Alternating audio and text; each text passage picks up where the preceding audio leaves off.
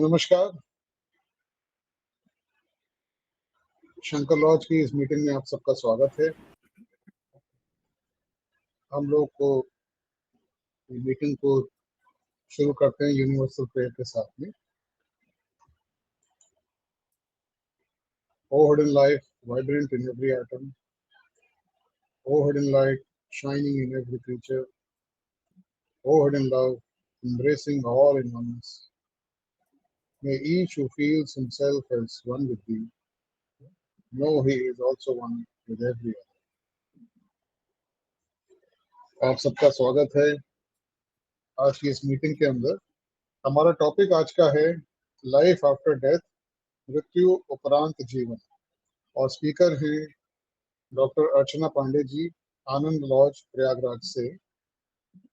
Doctor अर्चना के बारे में कुछ शब्द आप लोग को बता देते हैं। डॉक्टर अर्चना पांडे प्रोफेसर लक्ष्मीकांत दीक्षित जी की एवं श्रीमती कृष्णा कुमारी दीक्षित जी की पुत्री हैं। ये इलाहाबाद विश्वविद्यालय के constituent PG college CMP college में 31 वर्ष तक केमिस्ट्री टीचिंग का कार्य करती रही और हाल ही में प्रोफेसर के पद से सेवानिवृत्त हुई। आप लगभग 26 वर्ष से थियोसॉफिकल सोसाइटी की सदस्य हैं। आपका प्रथम परिचय थियोसॉफी से स्वामी आनंद ने कराया, जो संभवतः 90 के दशक में यूपी फेडरेशन के जनरल सेक्रेटरी रहे। वर्तमान में आप आनंद लॉज प्रयागराज की सदस्य हैं। तो हम लोग आभारी हैं डॉक्टर अर्चना के कि आज वो एक बहुत अहम टॉपिक पे बात करेंगे, मृत्यु उपरांत जीवन, लाइफ आफ्टर डेथ। तो डॉक्टर अर्चना प्लीज आप अपना लेक्चर शुरू करिए। आप सभी को मेरा बहुत बहुत नमस्कार। मेरा ख्याल है मेरी वॉइस ऑडिबल होगी? जी जी बिल्कुल आ रही। आज हम लोग बात करेंगे पर मैं पहले ही आपको कह दूं कि मृत्यु के उपरांत जीवन भी बहुत लंबा होता है। मैं उसका थोड़ा भाग ही कवर करूंगी आज यहाँ पर, कि इस शरीर को छोड़ने के बाद हम जिस लोक में जाते हैं और जिस शरीर में रहते हैं, केवल उसकी बात, क्योंकि उसके बाद भी कई लोक हैं और कई लोकों में जीव जाता है, तो वो बहुत लंबा हो जाएगा। इसलिए मैं केवल इस स्थूल शरीर को छोड़कर जो एस्ट्रल प्लेन में जाता है जीव, वहां उसका जीवन कैसा होता है और वहां उसका शरीर कैसा होता है, उसके बारे में बात करूंगी। तो हम सभी जानते हैं कि जिसने जन्म लिया है उसकी मृत्यु भी होगी। यह ब्रह्मांड जन्म और मरण की धुरी पर घूम रहा है। किसी में भी जीने की इच्छा कितनी प्रबल क्यों ना हो, पर हम सब जानते हैं कि मृत्यु तो सुनिश्चित ही है। मृत्यु वस्तुतः उतनी भयानक नहीं जितनी कि समझी जाती है। वास्तविकता यह है कि मृत्यु के बाद क्या होता है अधिकांशतः लोग जानते ही नहीं। लोगों को लगता है कि सब समाप्त हो जाएगा, एक गहरे अंधेरे में डूब जाएंगे, या तेल के कढ़ाई में जलाए जाएंगे, या काली कीचड़ बनी वैतरणी नदी से गुजरना पड़ेगा, यमराज दंड देंगे आदि। ये ऐसा ही है जैसे हमें किसी सुदूर जगह पर जाना हो और हमें उसके बारे में कुछ भी ज्ञात ना हो कि वहां क्या है, वहां कैसे जाना होगा। तो एक अज्ञात भय से व्यक्ति कांपता रहता है। परंतु यदि सब कुछ पता हो तो ये भय जाता रहता है और हम इस यात्रा की तैयारी उत्साह और उल्लास से प्रारंभ कर देते हैं। अब ये जानकारी हमें कैसे मिलेगी? या हमें उस दैवी ज्ञान से मिलेगी जिसे ब्रह्म विद्या कहते हैं। इसी को अंग्रेजी में थियोसॉफी कहते हैं। ब्रह्म विद्या के विषय में ऐसा भी कह सकते हैं कि उसके कोई कोई सिद्धांत तो इतने सरल और सुगम है कि एक साधारण मनुष्य भी उनको समझ सकता है, परंतु और उसके अनुसार अपना जीवन भी चला सकता है। परंतु कई सिद्धांत इतने गूढ़ हैं कि बड़े बड़े पंडितों की बुद्धि भी भ्रम में पड़कर उनको स्तब्ध कर देती है। आप सभी यह तो मानते ही होंगे कि पुनर्जन्म होता है। सब लोग ना सही, पर कुछ लोग इस बात में अवश्य विश्वास करते होंगे, क्योंकि ऐसी कई घटनाएं और कहानियां सामने आई हैं जिसमें बच्चे अपने पूर्व जन्म के माता पिता या रिश्तेदारों का उन्होंने पता बताया, घर बताया, उन्हें जाकर पहचाना और कई ऐसी बातों का खुलासा किया जो मरने वाला ही जानता था। यहाँ पुनर्जन्म का जिक्र करने के पीछे मेरा आशय मात्र यह है कि मृत्यु होने और फिर जन्म लेने के बीच जीवात्मा कहाँ रहता है। इसका अर्थ है कि एक शरीर छोड़ने के बाद क्या अस्तित्व पूरी तरह समाप्त हो जाता है, और अगर समाप्त हो जाता है तो पुनर्जन्म लेने वाली कुछ कहानियां जिसमें व्यक्ति को याद है अपने पुराने जन्म की, वो कैसे संभव है। यह बातें कहने का मेरा तात्पर्य यह है कि मृत्यु के उपरांत भी जीवन है, और इसी के बारे में हम बात करेंगे। हमें मनुष्य का स्थूल शरीर यानी देह ही दिखाई देती है, जिसे इस भूलोक यानी पृथ्वी पर हमारी पहचान है। और हम में से अधिकांशतः लोग यही समझते हैं कि हम केवल देह यानी बॉडी है, उसे खिलाते पिलाते हैं, सजाते हैं, उसके रहने के लिए घर बनाते हैं, चलने के लिए गाड़ी खरीदते हैं, सोने के लिए बेड और बैठने के लिए सोफा सेट का प्रबंध करते हैं।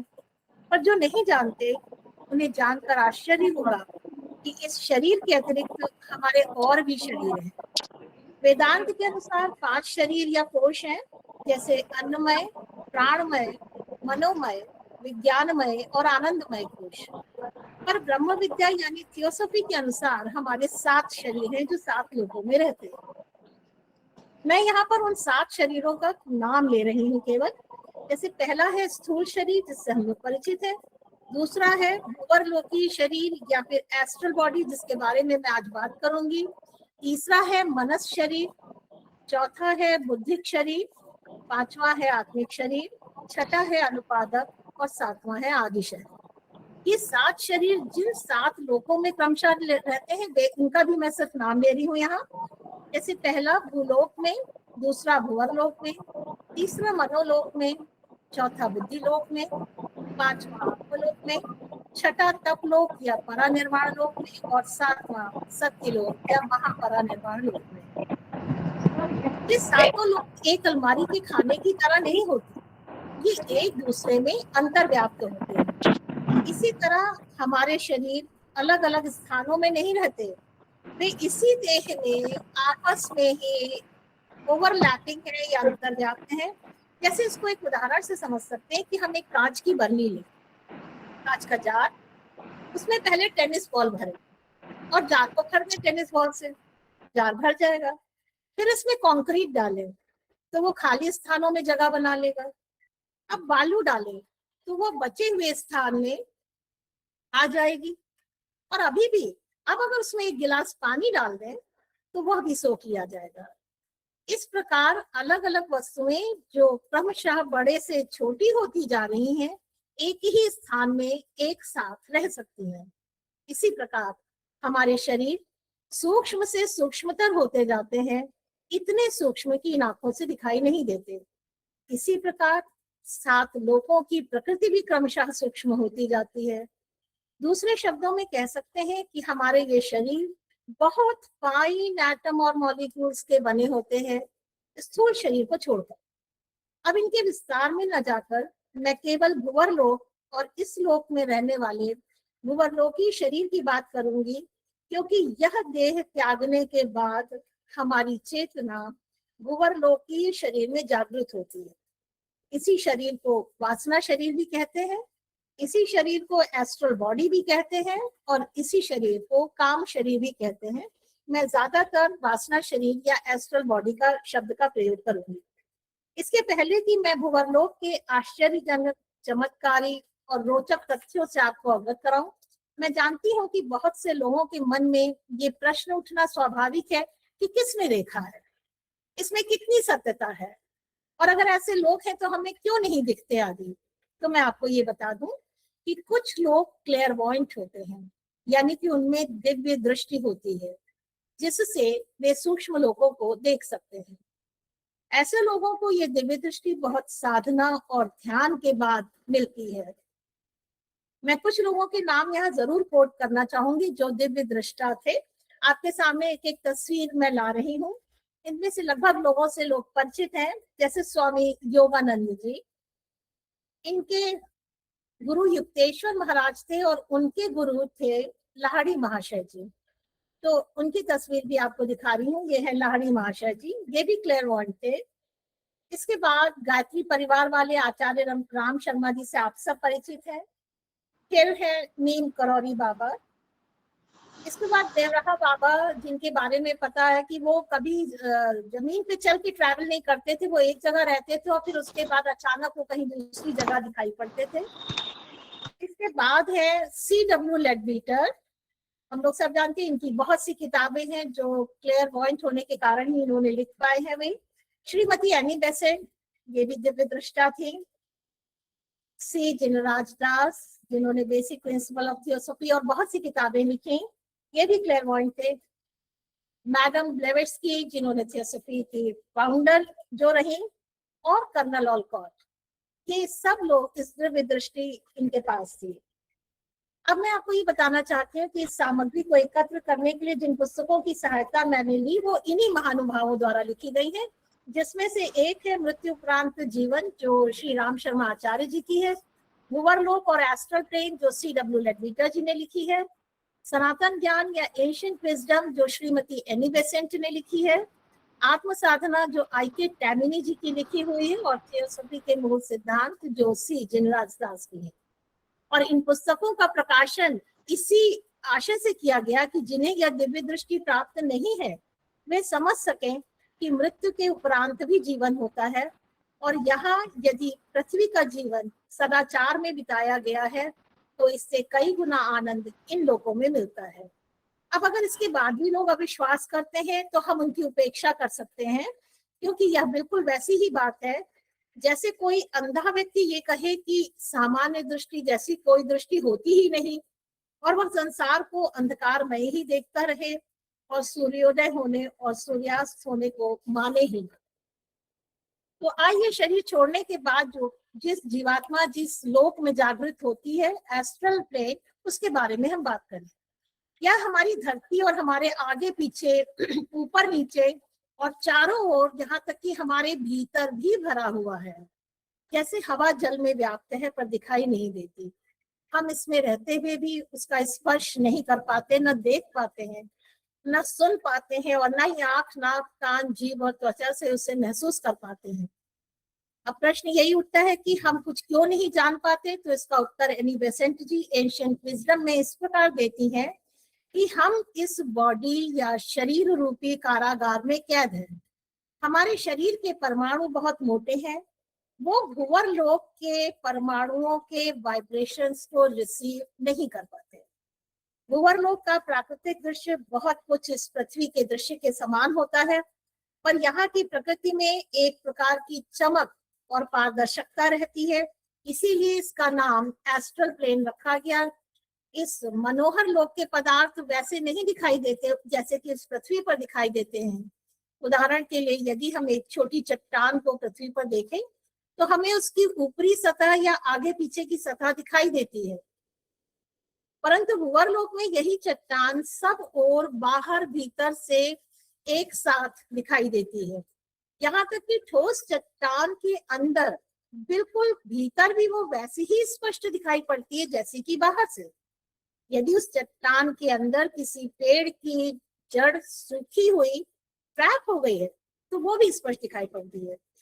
इसकी दूसरी रोचक और महत्वपूर्ण बात यह है कि यहाँ के रहने वाले वासी हैं जो शरीर छोड़कर इस लोक में आए हैं, वे अपना रूप आश्चर्यजनक तेजी से बदल लेते हैं। यहाँ पर जैसा सोचा जाता है वैसा ही रूप बन जाता है। यहाँ का पदार्थ, जो भी पदार्थ है, वो पृथ्वी लोक की तुलना में अधिक जीवन, अधिक सजीव, अधिक प्राण और अधिक ऊर्जा से भरा रहता है। यहाँ ऐसा लगता है मानो हवा ही दृश्यमान हो गई है। जैसे यहाँ कभी कभी पृथ्वी लोक पर अधिक गर्मी के कारण हवा कांपती हुई सी दिखाई पड़ती है, और खासकर जलती हुई भट्टी के आसपास ऐसा भास होता है, या फिर कहूँ कि जिस प्रकार साबुन के झाग में रंग बदलता रहता है, या बच्चे एक ट्यूब से साबुन में डुबोकर बुलबुले निकालते हैं, वैसे ही यहाँ का पदार्थ भी लहर लेता रहता है। हमारे विचारों के, विकारों के, इच्छाओं के, भावनाओं के और वासनाओं के कंपनों से यहाँ के सत्व में हलचल मची रहती है। आइए अब चर्चा करते हैं उस यात्रा की जो हम इस धरती से चलते वक्त अपने स्थूल शरीर को छोड़कर आगे की करते हैं। हमारा एक लिंग शरीर या छाया शरीर होता है। ये ईथर नाम के पदार्थ से बना होता है और इन आंखों से देखा नहीं जा सकता है। यह ईथर रसायन शास्त्र वाला केमिकल नहीं है, यह बहुत सूक्ष्म अणु और परमाणुओं का बना होता है। यह शरीर से 2 इंच निकला हुआ पारदर्शी होता है। देखिए आपके सामने एक स्लाइड है, ये सही सही ईथरिक डबल बॉडी की तस्वीर नहीं है, क्योंकि इसमें शरीर के बाहर काफी ज्यादा निकला हुआ है, जबकि ये केवल 2 इंच निकला होता है और लगभग एक बराबर से बना होता है। इसमें थोड़ा सा रेस निकलती हुई दिख तो रही है, पर बहुत क्लियर नहीं है ये, जैसा कि ईथरिक डबल एक्चुअली होता है। इसको इंटरनेट से निकाला हुआ है मैंने, पर होता शरीर के चारों ओर लगभग इसी तरह का है। जैसे हम वायु को नहीं देख सकते, oxygen, nitrogen, carbon dioxide, sulphur dioxide आदि गैसों को नहीं देख सकते जो हमारे चारों ओर मौजूद रहती हैं, और तो और साधारण रूप से कमरे में एक कटोरी में रखा पानी धीरे धीरे उड़ता रहता है, हम उसकी वाष्प को नहीं देख पाते। और तो और हम सब क्या कपड़े धोए जाते हैं और वो बाहर फैलाए जाते हैं और वो रोज सूखते हैं, उनका पानी वाष्प बनकर निकल रहा है पर हमें नहीं दिखता। इतना सब कहने का तात्पर्य मात्र इतना ही है कि ये इसी तरह हमारा लिंग शरीर या छाया शरीर है, इसको ईथरिक डबल भी बोलते हैं, हम साधारण लोगों को नहीं दिखाई देता है। हाँ, दिव्य दृष्टा के लिए कुछ भी छिपा नहीं है, छिपा हुआ नहीं है, पर यह भी बात है कि थोड़ा सा भी साधना या मेडिटेशन करने पे कई लोगों को ईथरिक डबल तो दिखना शुरू ही हो जाता है, जो कि साधना का पहला स्टेप है। तो स्थूल शरीर के मरने पर यह छाया शरीर जो है, जो ईथरिक डबल है, प्राण को अपने साथ लेकर हमारे इस हाड़ मांस के चोले से निकल जाता है। इस मृत पड़े शरीर के आंख, नाक, कान, त्वचा और जीभ आदि तो वैसे ही हैं, इनको तो कोई क्षति नहीं पहुंची है, वो तो जो के त्यों उपस्थित है, पर उनका स्वामी अब प्रस्थान कर गया है। जो इनकी इन इंद्रियों के माध्यम से देखता था, सुनता था, सूंघता था, स्वाद लेता था या स्पर्श करता था, वो निकल गया है। उसके बिना तो अब इंद्रियां ये ज्ञान शून्य हो गई हैं और उनमें ज्ञान प्राप्त करने की योग्यता नहीं रही, तो हम कहते हैं कि शरीर अब मृत हो गया। धीरे धीरे इस देह का स्वामी एक भूरे कासनी रंग, जिसको कहे हल्का नीला और उसमें जामुनी रंग मिक्स हो के छाया शरीर में लिपटा हुआ इस स्थूल शरीर से निकलता है। इस समय वह अपने जीवन के चित्रों को देख रहा होता है। यह वह समय होता है जब मनुष्य के सामने उसके बिताए हुए जीवन का संपूर्ण और सविस्तार चित्र उपस्थित होता है। एक फिल्म जैसी चल रही होती है। इस फिल्म में उसके जीवन की छोटी बड़ी सभी बातें उपस्थित रहती हैं। उसे दिखाई देता है कि मेरी कौन कौन सी कामनाएं सफल हुई, कौन कौन सी निष्फल हुई, कहाँ कहाँ हार हुई, कहाँ कहाँ जीत हुई, किससे मैंने प्रेम किया, किससे घृणा और द्वेष किया। जीवन में जो भी प्रवृत्ति मुख्य रही होगी वो यहाँ स्पष्ट रीति से दिखाई पड़ती है। यह प्रवृत्ति ही निश्चित करती है कि यह जीव आगे भूवर लोक में यानी एस्ट्रल प्लेन पर उसकी भी 7 जो अंतर भूमिकाएं हैं उसमें कहाँ निवास करेगा। यह क्षण बड़े महत्व का होता है और बहुत गंभीर होता है, जब मनुष्य के सामने उसका संपूर्ण जीवन उपस्थित रहता है। उसे अनुभव हो जाता है कि मैं क्या हूँ, कैसा हूँ और मेरे जीवन का क्या उद्देश्य था, उसे पूरा किया गया या भटक गया था। उसे इस समय यह भी दिखाई देता है कि ईश्वर का नियम अटल, न्यायपूर्ण और कल्याणमय है। इसके पश्चात स्थूल शरीर और छाया शरीर जो जीवन भर साथ रहे अब बिछुड़ जाते हैं और साधारणतः वह मनुष्य शांत और अचैतन्य अवस्था को प्राप्त होता है। मरते हुए मनुष्य के आसपास जो लोग उपस्थित हो, उनको चाहिए कि उस समय वे शांत, मौन और भक्ति भाव से रहें, ताकि मरते हुए मनुष्य को अपने विगत जीवन के चित्रों को देखते समय उसे किसी प्रकार की भी बाधा या विघ्न न महसूस हो। जोर जोर से रोने पीटने और शोक करने से जीव की एकाग्रता भंग होती है और यह बड़ा अनुचित है। सभी धर्मों में यह आदेश दिया गया है कि मरते हुए मनुष्य के समक्ष धर्म ग्रंथों का पाठ या ईश्वर की प्रार्थना आदि करना चाहिए। प्रेम युक्त विचार भेजने से वातावरण में शांति बनी रहती है और जीव की आगे की यात्रा आसान हो जाती है। दिव्य दृष्टाओं के अनुसार 36 घंटे के भीतर ही जीव इस ईथरिक डबल यानी छाया शरीर को छोड़कर उसी प्रकार निकल पड़ता है जैसे इस स्थूल शरीर को मृत छोड़कर निकल गया था। अब ये छाया शरीर स्थूल शरीर के पास पड़ा रहकर नष्ट होता रहता है।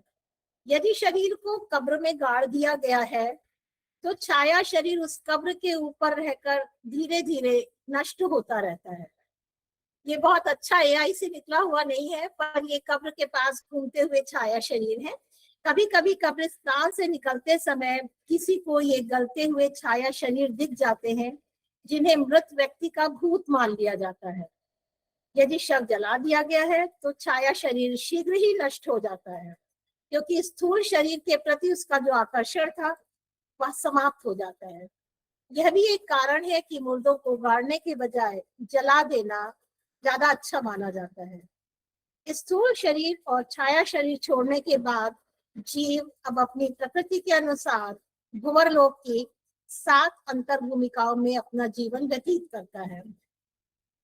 प्रथम अंतर भूमिका में, अब ये जो 7 अंतर भूमिकाएं हैं ये भी एक दूसरे के ऊपर नहीं है, ये एक दूसरे में ओवरलैपिंग है। इनमें फर्क इनकी प्रकृति में है। पहली अंतर भूमिका के एटम्स और मॉलिक्यूल्स थोड़ा बड़े होंगे, तो जो दूसरी अंतर भूमिका है उसमें पहले वाले से फाइन होंगे, फिर तीसरे में दूसरे वाले से भी फाइन होंगे, और इस तरह से ये जो 7 अंतर भूमिकाएं हैं एक ही जगह, बल्कि इस वक्त जैसे पृथ्वी लोक है यहाँ ही पर है, सब कुछ यहीं पर ओवरलैपिंग है, पर इनके एटम्स और मॉलिक्यूल्स क्रमशः सूक्ष्म और सूक्ष्म और सूक्ष्म होते चले जाते हैं। तो मैं सबसे पहले प्रथम अंतर भूमिका की बात कर रही हूँ, जो एस्ट्रल प्लेन की पृथ्वी लोक से बिल्कुल, पृथ्वी लोक के एटम मॉलिक्यूल से थोड़ा फाइन स्थिति में है। तो इस अंतर भूमिका में वे लोग चैतन्य होते हैं जाकर शरीर छोड़ने पर, जो भूलोक में नीच, शराबी और कुकर्मी रहे हैं, हत्यारे भी रहे हैं। इस अंतर भूमिका का वातावरण अंधकार युक्त, भारी, सुनसान और उदासी उत्पन्न करने वाला होता है। इसको चेंज करके पहले लगा। ये बहुत ही निकृष्ट लोगों की आबादी है। जिन लोगों ने पृथ्वी पर अपना स्वभाव और मन को पशु तुल्य बना रखा था, यहाँ पर भी उनका रूप वैसा ही हो जाता है। जैसा जीव भीतर होगा वैसा ही उसका बाह्य रूप भी बन जाता है। यदि वह सदाचारी, उदार वृत्ति का और दयालु रहा है तो उसका रूप बहुत प्रकाशमान और सुंदर होता है, और यदि वह घृणित कार्यों में भूलोक में लिप्त रहा है तो यहाँ भी उसकी आकृति कुरूप और घृणित ही रहेगी। अर्थात सबसे नीचे की अंतर भूमिका में हत्यारे, कुकर्मी, शराबी, व्यभिचारी, दूसरों को कष्ट देने वाले दुष्ट लोग चैतन्य अवस्था में रहते हैं। यहाँ वे आत्महत्या करने वाले लोग भी रहते हैं, जिन्होंने पृथ्वी पर बड़े कुकर्म और अपराध किए, और जब परिणाम भुगतने का समय आया तो उन्होंने आत्महत्या कर ली। भुवरलोक के दूसरे खंड में उन लोगों का वासना शरीर चैतन्य रहता है जिनका लगाव पृथ्वी की छोटी छोटी वस्तुओं से रहा। यह लोग पृथ्वी लोक से काफी मिलता जुलता रहता है। यहाँ भूलोक के सभी पदार्थों की छायाएं रहती हैं। ऐसे लोग प्रायः यहाँ असंतुष्ट, बेचैन, व्याकुल और अतृप्त इच्छाओं के कारण दुखी रहते हैं, क्योंकि वासनाओं और कामनाओं को पूरी करने वाली इंद्रियां तो स्थूल शरीर के साथ नष्ट हो गई। तो जितनी तीव्र वासना होगी उतना ही जीव का निवास काल यहाँ पर बढ़ता जाएगा, क्योंकि इसको वासना शरीर ही कह रहे हैं। जैसे पृथ्वी लोक पर स्थूल शरीर जितना स्वस्थ है उतना लंबा जिएगा, उसी तरह वासना शरीर में वासनाएं जितनी तीव्र है, जितनी स्ट्रॉन्ग है, जितनी ज्यादा है, उतना उनका निवास काल एस्ट्रल प्लेन पर बढ़ता जाता है। बच्चों के प्रति मोह, घर, बंगला, गाड़ी, जेवर, कपड़े, स्वादिष्ट भोजन पदार्थ एवं सेक्स के प्रति तीव्र इच्छा इन लोगों को इन्हीं चीजों की छायाओं के आसपास रोके रखती है। यदि मृत मनुष्य के प्रति यहाँ संबंधी विलाप करते रहते हैं पृथ्वी लोक पर, तो जीव को यहाँ बड़ा कष्ट होता है।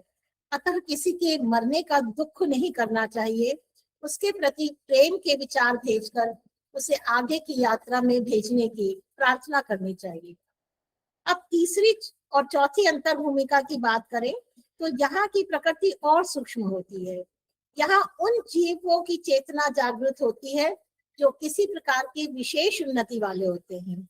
यद्यपि जीवित रहते समय ये संसार संबंधी बातों में जरूर लिप्त रहे, पर शरीर छोड़ने के उपरांत अब इनका ध्यान पृथ्वी की ओर न होकर ऊंची अंतर भूमिकाओं की ओर होता है।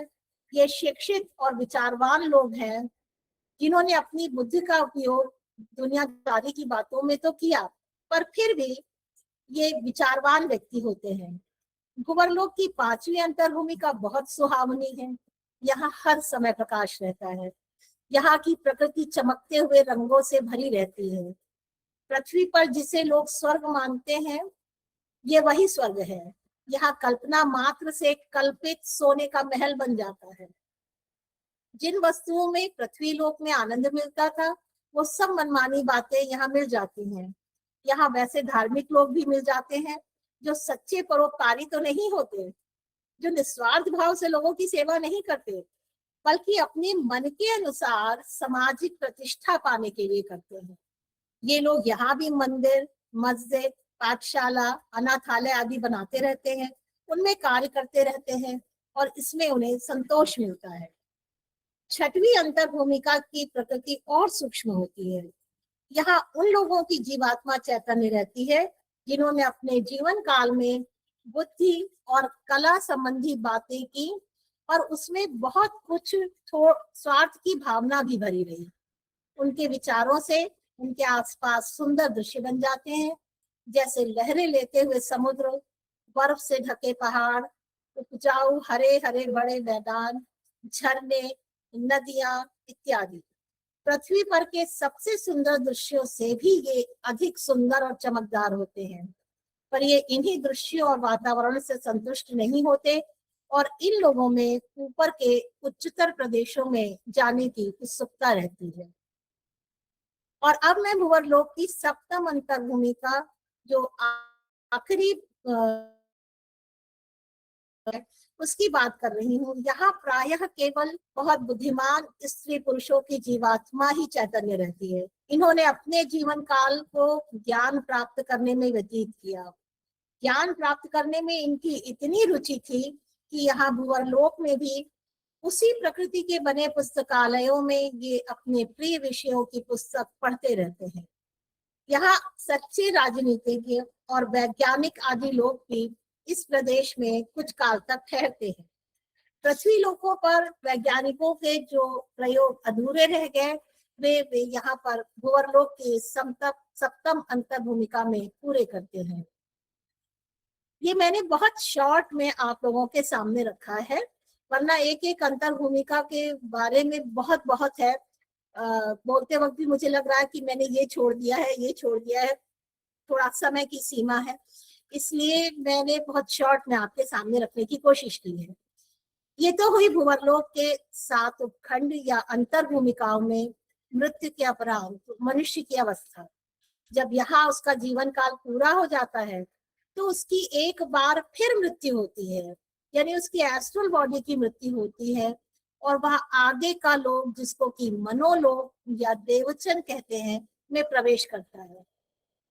इसकी अपनी पूरी अलग कहानी है। इसमें भी 7 अंतर भूमिकाएं हैं और जब ये एस्ट्रल प्लेन की 7 अंतर भूमिकाओं को पार करते करते जीव के बहुत से कर्म कट जाते हैं, तब वो आगे मनोलोक या देववचन, जिसको वाकई स्वर्ग कहते हैं, उसमें पहुंचता है। कभी मौका मिला तो उसके बारे में अलग से बात करूंगी। पर अब हम यहाँ पर एक बड़ी इंपॉर्टेंट बात की चर्चा करना चाहते हैं, वो ये है कि इन भुवर लोकों में जो शरीर हमारे रहते हैं वो कैसे होते हैं। यानी मैं एस्ट्रल बॉडी या भुवरलोकी शरीरों की बात करने जा रही हूँ। क्या ये वैसी ही दिखती है जैसी कि हमारा स्थूल शरीर? तो उत्तर है नहीं। ये एस्ट्रल बॉडीज अंडाकार आकृतियां होती हैं जिनमें भावनाओं के अनुसार कई रंग होते हैं और भावनाएं बदल जाने के बाद ये रंग भी बदल जाते हैं, परंतु अपना हर बार रंग बदलने पे वो रंग अपना थोड़ा अंश इन एस्ट्रल बॉडीज में छोड़ जाता है इसके पहले कि मैं आगे बढ़ूं, पहले हम लोग कुछ रंगों का अर्थ समझ लें। तो सबसे पहले जो रंग आपके सामने मैं ला रही हूँ वो है, देखिए, काला रंग। ये काला रंग जो है ये ईर्ष्या का है। ये गहरे काले बादल ये बताते हैं कि व्यक्ति में घृणा और दूसरों के प्रति बहुत ईर्ष्या की भावना है।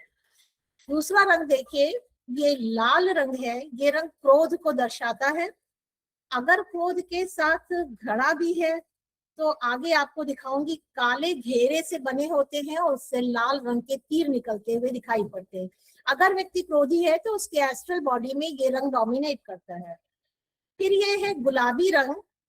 यह प्रेम का प्रतीक है। देखिए, पहली बात तो ये रंग बहुत अच्छे आपको नहीं दिखेंगे इसमें, क्योंकि भूवर लोगों के जो रंग होते हैं वो तो बहुत चमकदार होते हैं।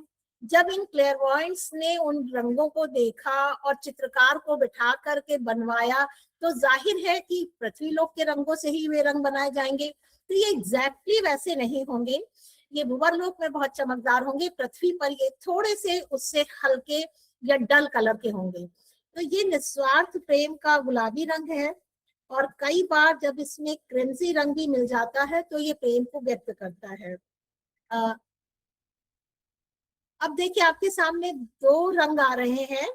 ये लाल रंग तो है, पर इसमें एक है द्वेष का। जो ये लाल रंग मलिनता लिए हुए है, ये द्वेष का है। और उसके बाद जो दूसरी स्लाइड में है, थोड़ा मटमैला ज्यादा है, ये सेक्स की भावना को प्रदर्शित करता है। इसके बाद ये देखिए, ये एक भूरा रंग है या बादामी है। ये जो शक्तिहीन लोग होते हैं उसमें तो होता ही है, पर ये लोभ को भी प्रदर्शित करता है। इसके बाद है कि उससे थोड़ा कम फीका भूरा रंग है। ये स्वार्थपरता को बताता है। और लगभग दुर्भाग्य से सभी की वासना शरीर में ये थोड़ा जरूर प्रेजेंट रहता है, क्योंकि हर किसी में थोड़ी बहुत तो स्वार्थ की भावना होती है। इसके बाद ये जो आप देख रहे हैं, ये भूरे रंग में ये जो छींटे हैं, ये ईर्ष्या को भी बताते हैं और चिड़चिड़ेपन को भी। और अब देखिए, ये भूरा रंग है, पर ये देखिए बहुत डल भूरा रंग है। ये धोखा देने वाले जो लोग होते हैं उनमें ये ज्यादा मिलता है, ज्यादा दिखाई पड़ता है। इसको थोड़ा खाकी रंग भी कह सकते हैं। और अब ये है आपके सामने, अभिमान के को प्रदर्शित करता है। ये है तो नारंगी रंग, ये अभिमान और आकांक्षा को व्यक्त करता है। एक मिनट, थोड़ा एक पीछे की स्लाइड आपको दिखाती है जो गुलाबी रंग वाली है।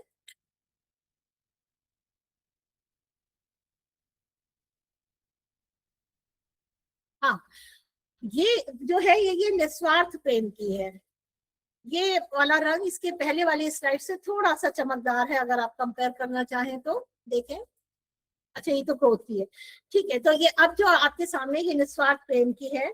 निस्वार्थ प्रेम जो है, ये इसका मतलब है कि इसमें प्रेम करने वाला व्यक्ति को बदले में प्रेम पाने की आकांक्षा बिल्कुल नहीं है। वो अपने प्रिय की प्रसन्नता के लिए कुछ भी करने को तैयार है। और जितना ज्यादा ये प्रेम निस्वार्थ होगा, उतना ज्यादा ये चमकदार होता जाएगा। अगर प्राणी मात्र के लिए प्रेम है तो यही गुलाबी रंग में सितारे भी दिखने लगते हैं। और अगर इसमें आध्यात्मिक प्रेम शामिल हो ईश्वर के प्रति, तो इसमें फिर नीला रंग भी मिल जाता है। हम अब आगे चलते हैं। और ये स्लाइड्स हम सब देख चुके हैं। अभिमान के बाद ये है उच्चतम बौद्धिकता का रंग, पीला रंग। ये इंटेलेक्ट और बुद्धिमत्ता का प्रतीक है। यह रंग प्रायः निस्वार्थ वैज्ञानिकों में,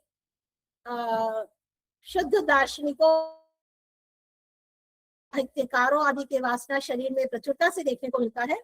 और जैसे जैसे व्यक्ति उच्च आध्यात्मिक ज्ञान प्राप्त करता जाता है, सृष्टि के रहस्यों को समझता जाता है और अपने इस ज्ञान को मानवता के कल्याण हेतु इस्तेमाल करता है, तो यही पीला रंग बहुत चमकीला होता जाता है और धीरे धीरे चमकदार नींबू या बासंती गुलाबी रंग में बदल जाता है।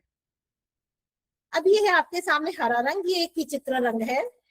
ये कई तरह से अभिव्यक्त होता है। यदि इसमें स्लेटी रंग मिल जाए तो ये खाकी हो जाता है, तब ये कपट और चालाकी का प्रतीक हो जाता है। और जैसे जैसे व्यक्ति आध्यात्मिकता और ईमानदारी और सहानुभूति की ओर बढ़ता है तो ये पन्ने के समान हरा हो जाता है। अब यदि इसमें व्यक्ति में छलने और धोखा देने और गुमराह करने की प्रवृत्ति है और वो अपनी बुद्धि का उपयोग इन्हीं के लिए कर रहा है और इसलिए भी करता है कि दूसरों से उसे प्रशंसा प्राप्त हो, तो यही हरा रंग जो है थोड़ा मटमैला होता चला जाता है। तो इसमें कई रंगों का मिक्सचर हो सकता है। इसके बाद आता है ये नीला रंग।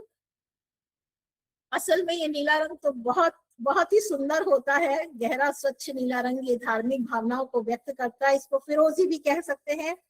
जब व्यक्ति में उच्च कोटि की आध्यात्मिकता उतरती है तो यह बहुत चमकदार हो जाता है और सुनहरे तारों से भर जाता है और ये उच्च आध्यात्मिक आकांक्षा को बताता है। तो ये कुछ रंग मैंने आपके सामने रखे हैं और अब हम लोग बात करते हैं भूवर्लोकी शरीरों की जो आपके सामने आ रहे हैं।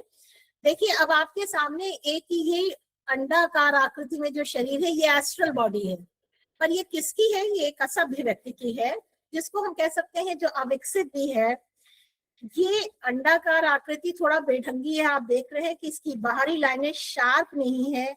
ये उग्र व बुरी प्रवृत्तियों वाला मनुष्य है और इसने इन्हें नियंत्रित करने का कोई प्रयास नहीं किया है।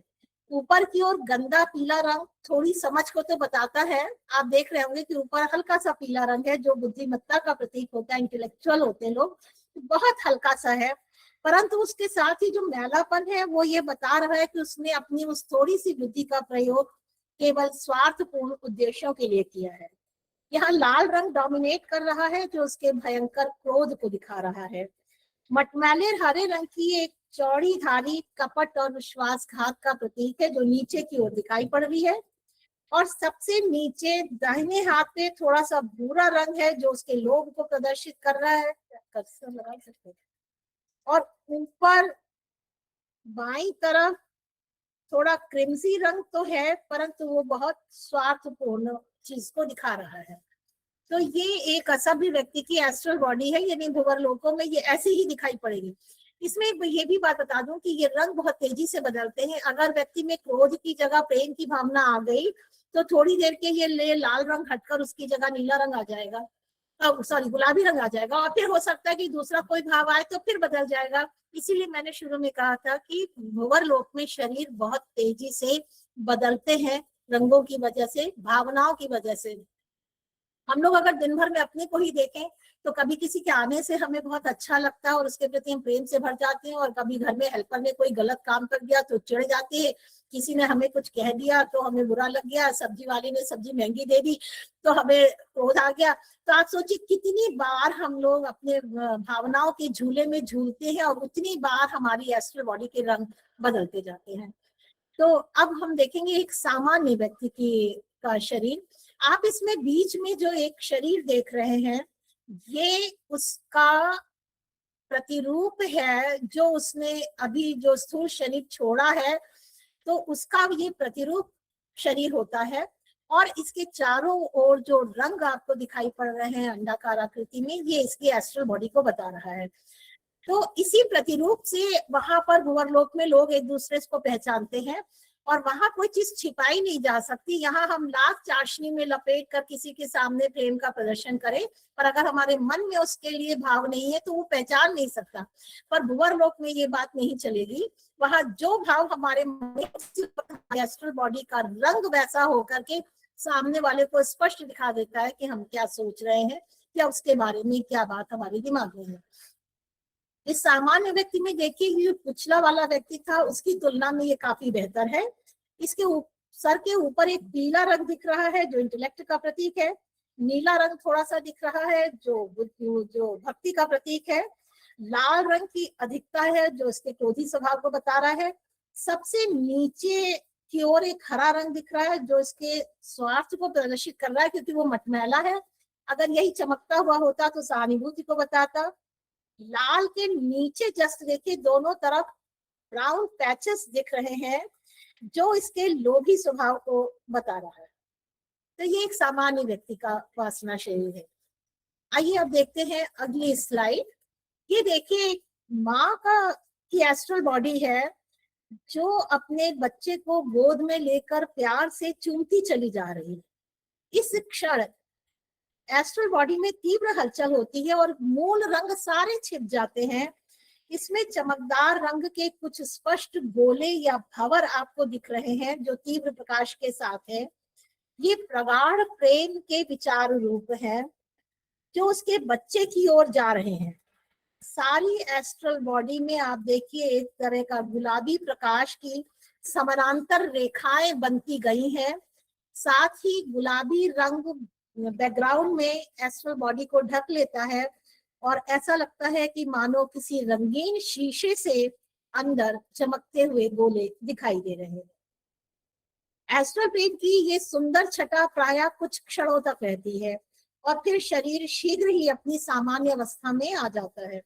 परंतु उच्च शुद्ध और निस्वार्थ प्रेम का असर यह होता है कि माँ की एस्ट्रल बॉडी में ऊपर की ओर गुलाबी रंग परमानेंटली थोड़ा बढ़ जाता है और इसका परिणाम ये होता है कि अगली बार प्रेम की लहर का आना आसान हो जाता है। मैंने पहले भी बताया था इसमें, जैसा कि लिखा हुआ है CW लद्वीटर में, कि कोई भी रंग जो हम लोग के एस्ट्रल बॉडी में आ जाता है वो भले ही बदले पर वो अपना कुछ ना कुछ अंश जरूर छोड़ जाएगा। इसी तरह से यहाँ प्रेम का जो रंग छूट गया है साथ में, ये अगला प्रेम आने में आसान हो जाएगा। किसी और व्यक्ति को के प्रति भी निस्वार्थ प्रेम आसानी से पैदा हो जाएगा। यही नहीं, इस प्रेम का तीव्र आवेग बच्चे की एस्ट्रल बॉडी में भी जाकर वाइब्रेशन पैदा करता है और वह भी प्रेम की भावना से भर जाता है। प्रेम करने का अर्थ है दूसरों में भी प्रेम की ज्योति जला देना। इससे एक बात तो सिद्ध होती है बिल्कुल कि शुद्ध निस्वार्थ प्रेम करना स्वयं को तो अच्छा बनाता ही है और जिसे प्रेम किया जा रहा है उसको भी पहले से अच्छा व्यक्ति बना देता है। अब हम नेक्स्ट स्लाइड देखते हैं। ये एक ईसाई सन्यासिनी की एस्ट्रल बॉडी है जो ध्यान की गहरी अवस्था में और भक्ति के प्रबल प्रवाह में डूब उतरा रही है। इसमें नीले रंग के गोले व समानांतर रेखाएं स्पष्ट रूप से देखी जा सकती हैं।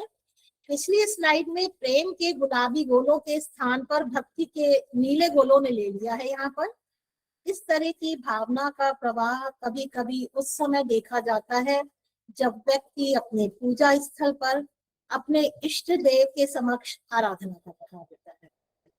अब हम लोग नेक्स्ट स्लाइड देखेंगे और ये देखिए, यह स्लाइड एक ऐसे व्यक्ति की है जो क्रोध में आपे से बाहर हो गया है।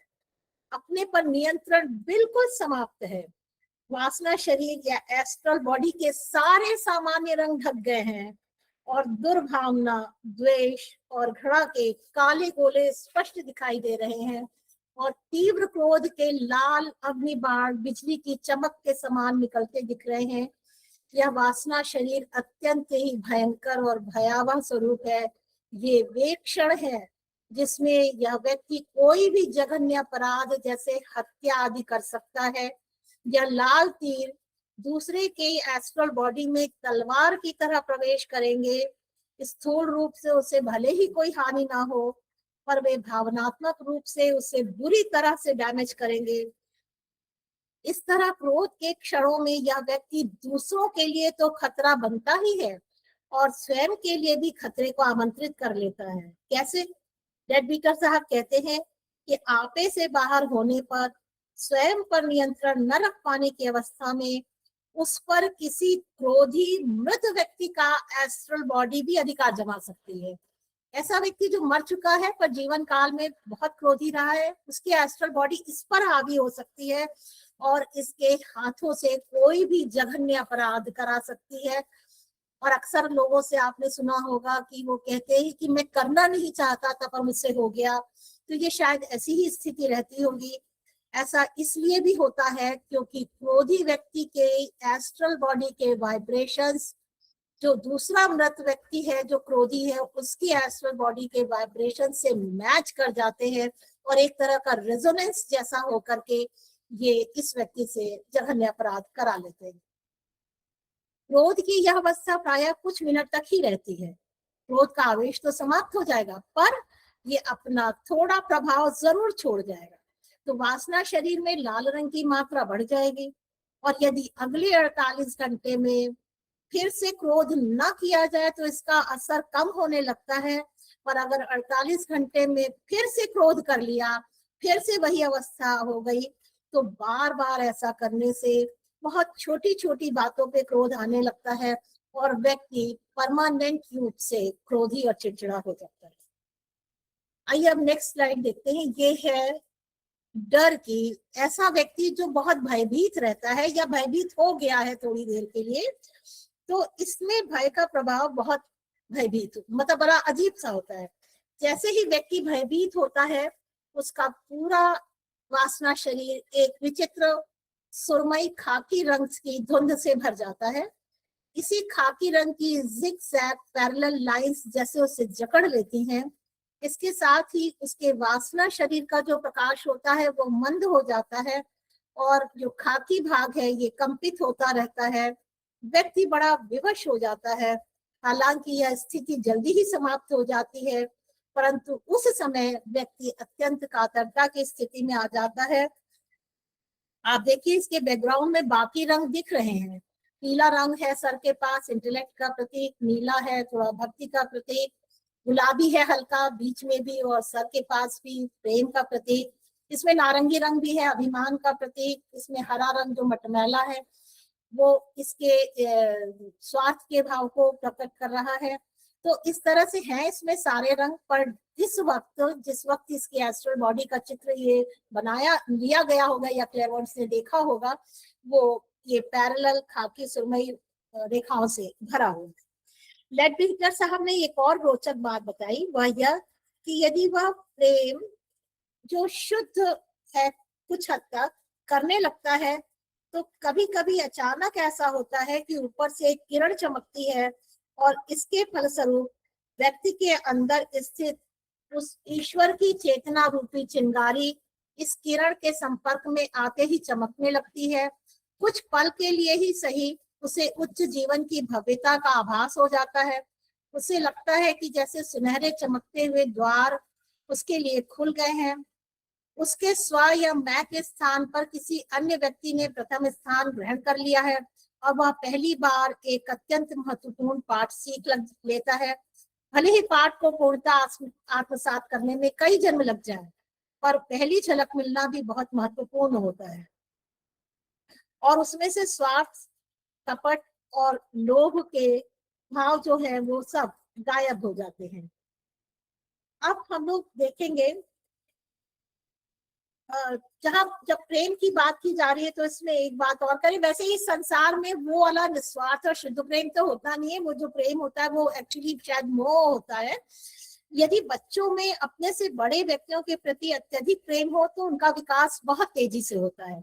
उनके इस निस्वार्थ प्रेम के कंपन उनके वासना शरीर में गुलाबी रंग की मात्रा को बढ़ा देते हैं, और भविष्य में आने वाले प्रेम के कंपनों को समझकर वे उत्तर देने के लिए तैयार। हम लोग अब नेक्स्ट स्लाइड देखेंगे।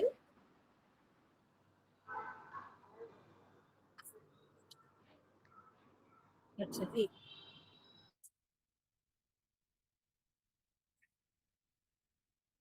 आगे पीछे। अच्छा ये एक सामान्य व्यक्ति का, एक मिनट का मैं जरा सा टाइम ले रही हूँ, इसको स्किप करिए, आगे देखिए। आगे हाँ, अब हम लोग देखेंगे ये चिड़चिड़े व्यक्ति की एस्ट्रल बॉडी है। इसमें आप देख रहे हैं लाल रंग के पट्टे तो दिख ही रहे हैं, तो क्रोधी तो है ही ये, और उसमें साथ ही लाल रंग के छींटे तैर रहे हैं। ये उस तरह के व्यक्ति की एस्ट्रल बॉडी है जो छोटी छोटी बातों की चिंता करते रहते हैं, परेशान होते रहते हैं। जैसे कभी कोई छोटी सी चूक हो जाए, जैसे चाय ठंडी हो जाए, समय पर ऑटो ना मिले, गिलास का पानी गिर जाए, लाइट चली जाए, इंटरनेट की समस्या आ जाए, चाबी ना मिल रही हो, नौकर देर से आए, तो ऐसे में ये लोग अपना सब खो बैठते हैं और गुस्सा होने लगते हैं। कई बार ऐसा भी हो सकता है कि चिड़चिड़े व्यक्ति के ये लाल छींटे भूल करने वाले व्यक्ति यानी टारगेट की तरफ भी जाने लगते हैं, पर अधिकतर केस में ये व्यक्ति की एस्ट्रल बॉडी में तैरते रहते हैं। ये छींटे धीरे धीरे भले ही मिट जाए, पर उनका स्थान दूसरे चींटे ले लेते हैं, क्योंकि जो चिड़चिड़ा व्यक्ति है उसको तो चिड़चिड़ाने के लिए हमेशा परेशानी के कारणों की कमी तो बिल्कुल नहीं रहती है। आइए अब नेक्स्ट स्लाइड देखते हैं। ये कंजूस व्यक्ति की स्लाइड है, माना हुआ कंजूस जिसको कहें। ये एबनॉर्मल स्टेट का कंजूस है। वैसे तो कंजूसी का भाव हम सभी में थोड़ा बहुत होता है, परंतु ये व्यक्ति बाकायदा पूर्ण रूप से कंजूस है। इसकी एस्ट्रल बॉडी में पैरेलल लाइंस की ये विचित्र श्रृंखलाओं से घिरी है। ये गहरे भूरे रंग की जैसे जली हुई गेरू मिट्टी। इन समानांतर रेखाओं के पीछे देखने की कोशिश की जाए तो समझ में आता है कि इसमें भक्ति का पूर्ण अभाव है, प्रेम लगभग नहीं के बराबर है, लोभ, स्वार्थ, कपट, चालाकी सब बढ़ी हुई है। समानांतर रेखाएं ऐसा आभास कराती हैं मानो व्यक्ति एक पिंजरे में बंद हो। बहुत कम व्यक्ति अपने को इस प्रकार पूर्णता बंदी बनाते हैं। यह तो स्पष्ट है कि इस व्यक्ति ने अपने को संसार से अलग कर लिया है और बाहरी संसार के वाइब्रेशंस इसको बिल्कुल प्रभावित नहीं कर पाते। जैसे अच्छा खाना, अच्छे कपड़े पहनना, अच्छे मकान में रहना, उपहार लेना देना, यहाँ तक कि ये आवश्यक वस्तुओं को भी नहीं खरीदेगा। तो घी वाली कहानी आप लोग ने सुनी होगी ना, कि एक कंजूस इतना उसकी कंजूसी इस हद तक बढ़ी हुई थी कि वो घी का डिब्बा रखता था और खाने के वक्त वो घी का डिब्बा, बंद डिब्बा पास में रख के उसको सूंघ लेता था और फिर वापस रख देता था। मतलब उसमें से उसने कभी चखा ही नहीं। तो ये लगभग ऐसे ही कंजूस व्यक्ति की एस्ट्रल बॉडी है। ये लोग अपने को ऐसा बना लेते हैं कि अपने इष्ट मित्रों, परिवार के सदस्यों के प्रति इनकी प्रेम और सहानुभूति और कोई धार्मिक भावना इनमें प्रवेश ही नहीं कर पाते। सबसे दुखद स्थिति यह है कि स्वयं के द्वारा बनाए गए बंदी ग्रह की सलाखें ना तो उनके कंपनों को बाहर जाने देती है और ना ही बाहर के वाइब्रेशंस को प्रवेश करने देती हैं। वह स्वयं भी प्रेम या भक्ति का भाव प्रवाहित नहीं कर सकता। वह अपने निजी स्वार्थ में इतना फंसा रहता है कि किसी भी प्राणी का कोई भला नहीं कर सकता। लोभ लालच का गुण उसकी विकास की गति को अवरुद्ध कर देता है और यह दुर्गुण अगर एक बार जड़ें जमा ले तो उससे मुक्त होना बहुत मुश्किल होता है। नेक्स्ट स्लाइड देखते हैं हम लोग। ये है ऐसे व्यक्ति की एस्ट्रल बॉडी की जो अत्यधिक उदासी की अवस्था में है। इसमें स्लेटी या खाकी रंग की समानांतर रेखाएं स्पष्ट दिख रही हैं, जो बहुत अधिक खिन्नता, अवसाद व निराशा को व्यक्त कर रही हैं। बैकग्राउंड में हल्का पीला रंग, थोड़ा मटमैला गुलाबी रंग, थोड़ा लाल रंग, नीचे गंदला सा हरा रंग भी दिख रहा है, जो थोड़ी बुद्धिमत्ता, स्वार्थपूर्ण प्रेम, थोड़े क्रोध, थोड़े स्वार्थ को दिखाता है। परंतु ये सभी गुण गहरे मैले खाकी रंग से ढक गए हैं। इस व्यक्ति ने भी अपने को उदासी की एक तरह की जेल में बंद कर लिया है और दुनिया से अलग एकाकी जीवन व्यतीत करने को मजबूर है। ऐसे व्यक्ति निराशा का एक कुहासा सा अपने चारों ओर बना लेते हैं और संसार उन्हें अंधकारमय दिखाई देता है। ये अपना ही नहीं, अपने आसपास के लोगों को भी अनावश्यक कष्ट और हानि पहुंचा रहे हैं। लेडबीटर साहब का कहना है कि उदासी के अलावा और कोई मानसिक स्थिति इतनी कंटेजियस नहीं होती, क्योंकि इसके वाइब्रेशंस चारों ओर फैलते हैं और जो भी एस्ट्रल बॉडीज इनके कांटेक्ट में आती है ये उनमें भी उदासी का भाव भर देते हैं। और ये एस्ट्रल बॉडीज चाहे जीवित व्यक्ति की हो अथवा मृत व्यक्ति की। उदासी, अवसाद और निराशा जैसे घातक प्रभावों से वही व्यक्ति बच सकता है जो जीवन का उद्देश्य समझे, ईश्वर की इच्छा को अपनी इच्छा समझे, प्रसन्न रहना अपना कर्तव्य समझे। यह जानकर हम लोगों को खुश होना चाहिए कि प्रसन्नता, खुशी, उत्साह, जोश और आनंद भी उतनी ही तेजी से फैलता है जितनी तेजी से उदासी, निराशा और अवसाद। जो लोग प्रसन्न रहते हैं वो दूसरों के लिए भी प्रसन्नता का केंद्र बनकर चारों ओर प्रकाश और आनंद फैलाते हैं। इस प्रकार वे इस ईश्वर या दैवी योजना के कार्यकर्ता बन जाते हैं जो स्वयं आनंद का स्रोत है। आनंद के ये वाइब्रेशंस उदासी की सलाखों को तोड़ने में सहायक तो बन सकते हैं और ईश्वरीय प्रेम के भव्य और आनंददायक प्रकाश से हम सभी अपने को सराबोर कर सकते हैं। नेक्स्ट स्लाइड में हम देखेंगे भक्ति भावना वाला व्यक्ति। यह स्लाइड एक भक्ति भाव रखने वाले व्यक्ति की है, उसकी एस्ट्रल बॉडी की है। इसकी सबसे बड़ी विशेषता है इसकी धार्मिक भावना को व्यक्त करने वाला नीला रंग। ये कुछ गाढ़ा नीला है और कुछ हल्का नीला। गाढ़ा नीला है वो तो भक्ति को दिखाता है, पर इस भक्ति में थोड़ा बहुत व्यक्तिगत लाभ की इच्छा भी मिली हुई है। हम लोग भगवान को मानते तो हैं, पर बदले में उनसे मांगते भी तो रहते हैं। साथ में पीला रंग है नीले रंग के नीचे, वही बताता है कि इसमें थोड़ी बहुत बुद्धि भी है। मटमैला गुलाबी रंग है। ये गुलाबी रंग प्रेम का प्रतीक तो है, पर ये स्वार्थपूर्ण प्रेम है। मतलब सीधा है कि हम प्रेम करते हैं तो आपको भी हमसे प्रेम करना पड़ेगा। स्लेटी रंग नीचे है थोड़ा सा, वो कपट और स्वार्थपरता को दिखा रहा है। रंग एक दूसरे में मिल रहे हैं, इसमें कहीं स्पष्ट सीमांकन नहीं है। यह उसके भक्ति भाव को अस्पष्टता से व्यक्त कर रहा है। ओवरऑल ये कहा जा सकता है कि ये एक सामान्य बुद्धि वाला धार्मिक व्यक्ति का वासना शरीर है। इसमें उच्च स्तर की भक्ति तो नहीं है, पर यह विवेक के स्थान पर भावनाओं से ज्यादा काम लेता है। अब हम नेक्स्ट स्लाइड देखेंगे जो एक वैज्ञानिक की है, एक इंटेलेक्चुअल व्यक्ति की, जिसको कहें कि इसमें भक्ति तो बिल्कुल नहीं है। आप देखिए वैज्ञानिक लोग, कई बार ऐसा होता है कि जो बहुत इंटेलेक्चुअल्स होते हैं उनमें भक्ति बिल्कुल नहीं होती। ऐसा जरूरी नहीं कि हर एक में हो भी सकती है, परंतु ये जिसकी एस्ट्रल बॉडी की तस्वीर है उसमें भक्ति बिल्कुल नहीं है। सिर के पास बहुत चमकदार पीला रंग और स्पष्ट रूप से रेखांकित है। इसका मतलब ये ज्ञान प्राप्ति का संकेत है। चमकीले रंग का नारंगी कोन बना हुआ है जिसमें भूरा मिला हुआ है, इस बात का प्रतीक है कि इसे अपने ज्ञान और इंटेलेक्चुअल होने का बड़ा घमंड है और उसकी महत्वाकांक्षा भी बहुत है। हालांकि जो चमकता पीला रंग है वह यह भी प्रदर्शित करता है कि वो अपनी बुद्धि का उपयोग स्वार्थपूर्ण उद्देश्यों के लिए नहीं कर रहा है, कि अपने सेल्फिश मोटिव में नहीं कर रहा है। इसीलिए पीला रंग बहुत शार्प लाइन में से डिमार्केटेड है और चमकदार है। यह भी ध्यान से देखने पर पता लगता है कि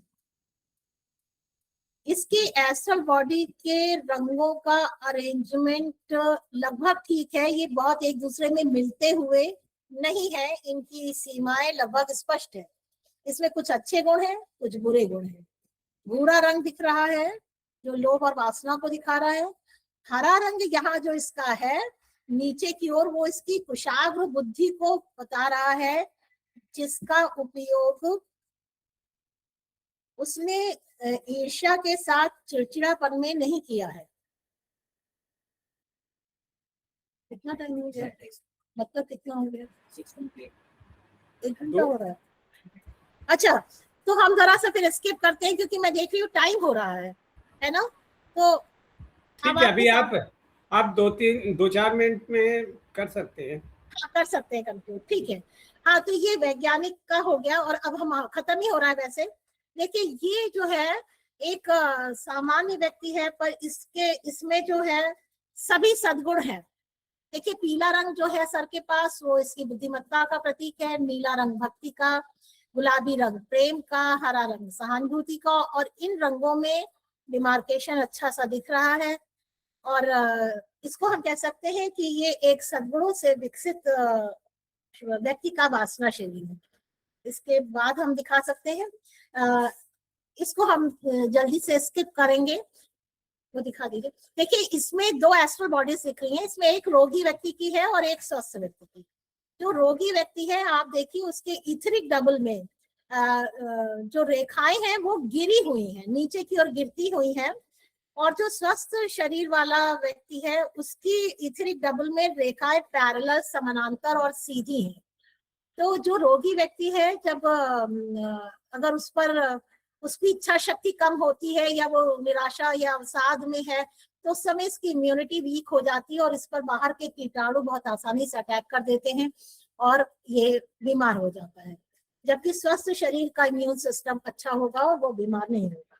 और अब हम लास्ट स्लाइड देख रहे हैं।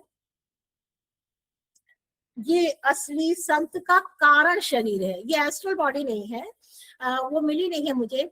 पर आप देखिए इसमें रंगों का सुनहरापन, और ये कितना ब्रॉड स्पेक्ट्रम में फैला हुआ है, कितनी साफ रंग है।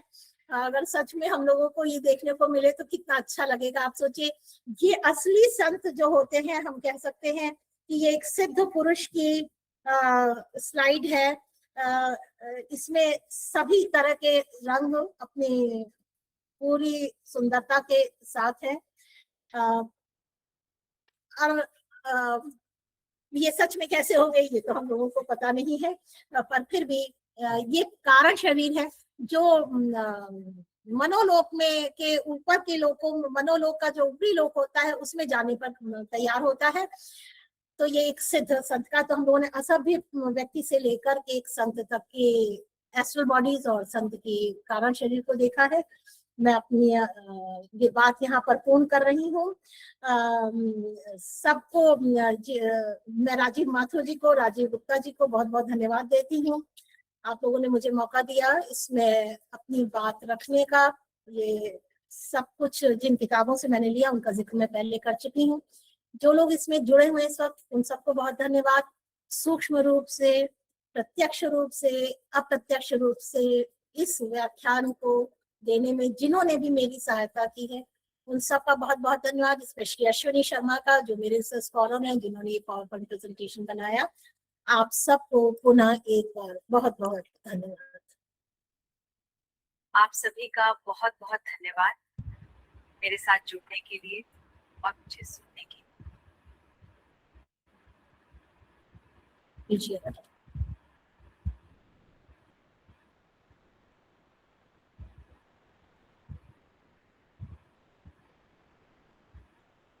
बहुत बहुत धन्यवाद डॉक्टर साहब।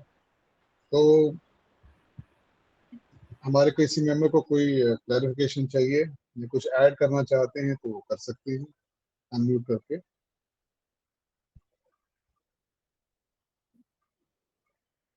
बहुत सुंदर, धन्यवाद। पर मैं माफी चाहूंगी, मैंने समझ नहीं बहुत सुंदर, नहीं बहुत सुंदर, बहुत अच्छे से आपने समझाया हम लोगों को। राजीव तुम्हारा म्यूट है फोन। हाँ मैंने म्यूट कर दिया। अर्चना जी, अच्छा। इतनी सुंदर प्रस्तुति के लिए बहुत बहुत जो है धन्यवाद। बहुत अच्छे से प्रस्तुति की और बहुत सरलता से आपने इसको इतने कठिन विषय को समझाया। बहुत कृतज्ञता आपके प्रति। Thank you Sushma ji, thank you. Hello जी बोलिए बोलिए नवीन जी बोलिए। हाँ सर, प्रणाम सबको, नमस्ते, अभिवादन। मेरा नेट थोड़ा गड़बड़ था तो मैं बीच बीच में डिस्टर्ब हो रहा था तो कंटिन्यूटी नहीं हो पाया। और बहुत ही सरल तरीके से जो ये समझाया है। मेरे एक क्वेश्चन था मैडम से कि क्या ध्यान में जो कलर्स दिखते हैं उनका इनसे कुछ रिलेशन है क्या? ध्यान में जैसे अगर आप सन के सामने बैठे हैं तो शायद आपको कुछ नारंगी रंग, कुछ लाल रंग, कुछ इस तरह से दिखता होगा, है ना? हाँ हाँ, सेंटर में जैसे पहले मेरे बैगनी कलर आता था, फिर अब ये पीला सा आने लगा। ये तो राजीव गुप्ता जी ज्यादा अच्छी तरह से बता पाएंगे, क्योंकि मैं ये कोरिलेट नहीं कर सकती कि वो जो कलर्स आपको दिख रहे हैं वो एस्ट्रल बॉडी के हैं, ऐसा तो नहीं लगता। वो शायद जिसको कहते हैं कि जो थर्ड आई है हम लोग का आज्ञा चक्र जो है, इसका मतलब कि वो थोड़ा एक्टिवेटेड है आपका आज्ञा चक्र, और उस आज्ञा चक्र की वजह से शायद वो रंग दिखते हैं। मैं राजीव जी गुप्ता जी से कहूंगी कि वो बताएं इस बारे में। जी नवीन जी, आपको जो भी दिखाई दे रहा है वो एस्ट्रल बॉडी तो नहीं है, और जो कलर्स हैं उसके बारे में कहना बड़ा मुश्किल है क्या दिखाई दे रहा है। जो एस्ट्रल प्लेन के अंदर जो कुछ भी हम लोग ठीक से देख पाए वो ट्रेनिंग के बाद ही हो पाता है। तब तक जो है उसमें डिल्यूजन या उसके अंदर हमारी गलतियां होने के चांसेस बहुत हाई होते हैं। तो नॉर्मली ये कहा जाता है कि जो मेडिटेशन के अंदर आपको कुछ सुनाई दे रहा हो या दिखाई दे रहा हो उसको आप इग्नोर करके जो आप जिस पे आप मेडिटेट कर रहे हैं, जिस चीज पे भी कर रहे हैं, उसी पे लगे रहें। वो अपने आप ही जो चीजें होंगी हट के और चीजें खुल जाएंगी दूसरी जो आने वाली है। तो ऐसा कहा गया है। बाकी आपको पता नहीं कुछ उससे बेनिफिट हुआ कि नहीं हुआ, जो मैंने भी बताया आपको। वो राजीव जी, मेरा ख्याल है मैंने ये कहीं पढ़ा है कि जब आज्ञा चक्र के एक्टिवेशन की इनिशियल स्टेज शुरू होती है तो इस तरह के रंग शायद दिखना शुरू हो जाते हैं। हालांकि ये जी, टेम्पररी दिखाई। होता होगा, ये बहुत जी टेम्पररी बिल्कुल होता सही, होगा, 1 आध मिनट के बिल्कुल लिए। बिल्कुल। जी जी जी। हाँ बिल्कुल, बिल्कुल क्षण भंगुर टाइप का होता हाँ, है वो। वो मुश्किल से 15-20 सेकेंड या 30 सेकेंड के लिए होता होगा। से भी कम, सेकंड से भी कम जी जी। होता है वो, फिर वो विलीन हो जाता है। तो चलिए, धन्यवाद, बहुत कुछ मुझे मिला। और ये तो बहुत ही सरल तरीके से आपने जो बताया, अभी तक इतना क्लिष्ट विषय था जो मुझे भी नहीं समझ में आता था कभी कभार। तो ये आपका जो प्रस्तुतिकरण है और स्लाइड से जो आपने कलरों का वो दिखाया है, वो बहुत हद तक मतलब एक समझ में आ गए। पढ़ने से वो उतना नहीं आ रहा था, जो विजुअल और जो चित्र से आपने जो समझाने का प्रयास किया वो बहुत ही अच्छा रहा। हाँ, मैं ये इसका पिक्चर्स रिकॉर्ड, सारी CW लेडबीटर की जो बुक है, मैन विजिबल इनविजिबल, उसी में से ली गई है सारी पिक्चर्स जो है एस्ट्रल बॉडीज की खासकर। वो बुक्स मेरे पास नहीं थी, मैंने दूसरी बुक्स में पढ़ा है, तो उसमें वो स्पष्ट नहीं होता था, चित्र भी स्पष्ट नहीं थे। आपके जो इसमें है वो चित्र काफी स्पष्ट और साफ है, कलर का जो है वो बहुत अच्छा है। जी, प्रिंटिंग में हो जाता है मिस्टेक थोड़ा, तो अब कुछ वो क्रेडिट मेरे रिसर्च स्कॉलर को जाता है क्योंकि पावर पॉइंट प्रेजेंटेशन उसी ने बनाया। जो जो भी हो, लेकिन आपका मतलब प्रेजेंटेशन बहुत अच्छा रहा, शब्दों का हाँ, थैंक वो यू, थैंक हम यू, थैंक यू। बहुत गूढ़ विषय है, बहुत बड़ा है, इतने सरल तरीके से आपने जो प्रस्तुत किया उसके लिए जी, आपका धन्यवाद। एक अंश ही कवर हुआ है ये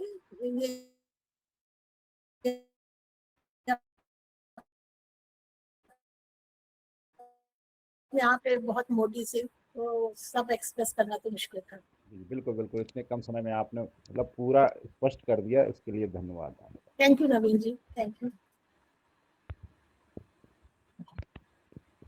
तो मेरे ख्याल से अब हम मीटिंग को क्लोज कर सकते हैं। जी यूनिवर्सल बिल्कुल। के साथ में। Oh hidden light, vibrant in every atom. Oh hidden light, shining in every creature. Oh hidden love, embracing all in oneness. May each who feels himself as one with thee know he is also one with every other. आपका बहुत बहुत धन्यवाद doctor अर्चना जी, और आप सबका भी जो जिन्होंने हमारे मीटिंग को अटेंड करा है। जो किताब इन्होंने बताई है, द एसेंस में मैन विजिबल इनविजिबल, तो इनको हम लोग जो है पढ़ें, अध्ययन करें। यही मकसद है मीटिंग का कि हम उसके बारे में और डिटेल में जाएं और उसके बारे में पता करें। बहुत बहुत धन्यवाद आपसे। राजीव माथुर जी और राजीव गुप्ता जी, आप दोनों को मेरी तरफ से बहुत बहुत धन्यवाद। Thank you, thank you, thank you, thank you.